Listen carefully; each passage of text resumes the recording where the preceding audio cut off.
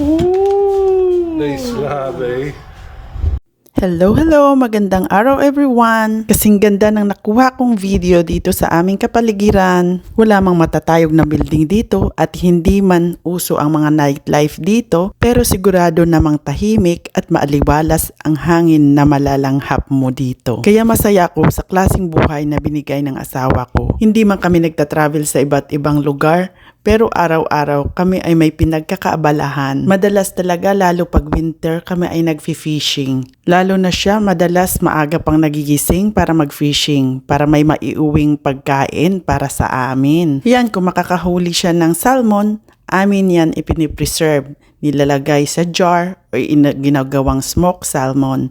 Pero ngayon, amin i-freezer. Kasi sabi ko nga, masarap pag may sinigang din. Kasi tayong mga Pilipino, hindi talaga mawawala ang sinigang, lalo na yung ulo. Pero ewan ko ba, hindi talaga siya papayag na i-preserve, lalo na pag may buto. Kaya ayan, pero tinabi ko ang ulo syempre, dahil yan ang aming paborito. Ganito ang aming ginagawa dito, lalo na pag winter, madalas siya ay nagfi-fishing, magka-crabbing, or mag-pro-prawning. Kaya napakaswerte ko dahil nakakain ako ng masustansyang pagkain talaga dito, na never kong natikman nung nasa Pilipinas ako, at yun lang ang pangarap ko. Kung noon, ang kilala ko lang na binibili namin, tilapia or bangus, galunggong at tulingan, pero ngayon, malalaki na ang isda ang aking natikman. Dito ko na nakilala yung salmon, halibot, lingkad, rakad, at syempre yung Dungeness crab. Never na kami bumibili ng mga isda dito dahil sa masagana na kami kung ano ang nahuli namin dito. Kaya na-preserve namin yan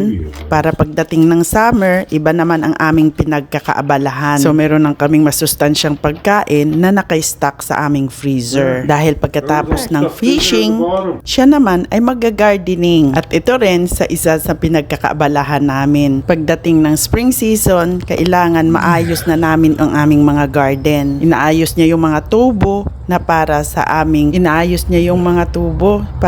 aming automatic watering. Simpleng buhay lang talaga dito at ito talaga ang hinahanap-hanap ko dahil napaka-relaxing na napaka-importante para sa health natin. Iwas stress ba? At sa pag-garden, sigurado talaga natin na masustansya ang kinakain ng ating pamilya at walang halong chemicals dahil alam natin na organic ang ating ginagawa. Nag-enjoy ka na, may stress reliever pa, at siguradong walang halong chemicals ang ating kinakain para sa ating pamilya. At naging banding na rin ng buong pamilya. Ito pala yung mga watermelon namin.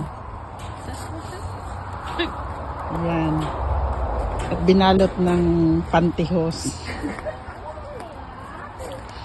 para support. Ayan. Daming bunga. You cut that melon open? Yeah. Let me see. The I kid get, I needs get to out of the see. way. He will see. And we're gonna try this one.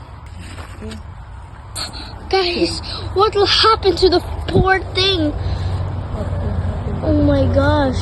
It will try. I think it's ready. Oh my God. Natin dito. We're gonna try. Yay! We're gonna try it, guys. It looks like a big seed, guys. Like, look at it. Okay, show them in the inside. This is look like in the inside. Little puppy.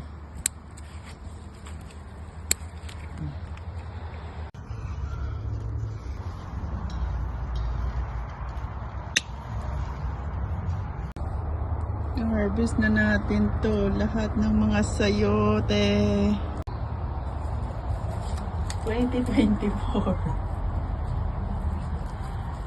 Garlic season coming to an end. Nice job.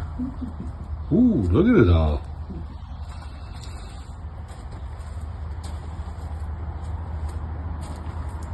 Lahat. Yeah, nice job, Rhoda. Iba't ibang klaseng gulay at prutas ang mga tanim namin dito. Meron din kaming mais pero hindi ko na nakuha ng video dito. Basta halos naging kompleto na rin kami dito. Ganyan ang whole year round activities namin dito. Kung hindi mag-fishing, mag-gardening para sigurado namin na ang buong pamilya ay kumakain ng masustansyang pagkain. Kaya thank you for watching guys. See you next time. Excited na rin ako mag-germinate ng aking mga seeds para sa pag-garden namin. Dahil ngayon, iba na naman ang aming itatanim. See you next time. Bye!